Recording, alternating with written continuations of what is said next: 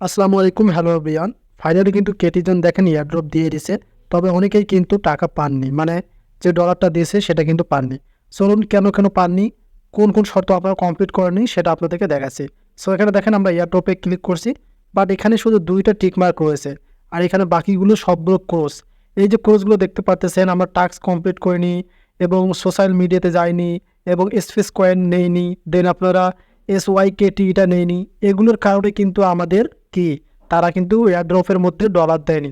যদিও airdrop show করছিল, but আমাদেরকে ডলার দেয়নি। যাদের এগুলো সব কমপ্লিট ছিল তারা কিন্তু 2000-3000 পর্যন্ত ডলার পেয়েছে এবং 500-600 পর্যন্ত ডলার পেয়ে গেছে। সো এখানে দেখেন আমি যে টিকমার্কগুলো দিচ্ছি এগুলো কিন্তু আমরা মানে তাদের শর্ত মানিনি, শুধু দুইটা শর্ত মারছি।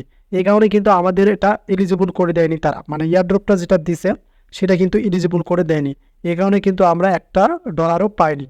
সো অনেকেই আবার $2 করে পেয়েছেন, রিসেন্টলি বাংলাদেশের অনেকেই $2 করে পেয়েছে।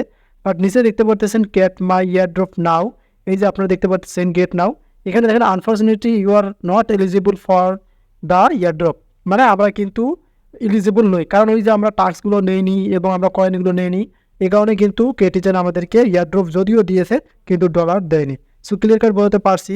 এখন প্রশ্ন হচ্ছে এগুলো কি আবার তারা দিতে পারে? না, এয়ারড্রপ যখন লিস্টিং হচ্ছে নেক্সট আর কোনো তারা আপনাদেরকে ডলার দেবে না। সো আপনারা নেক্সট থেকে যে প্রজেক্টগুলো আছে সেগুলোতে টাস্ক কমপ্লিট করবেন, কয়েন্স কমপ্লিট করবেন, এগুলো কমপ্লিট অবশ্যই আপনাদের করতে হবে।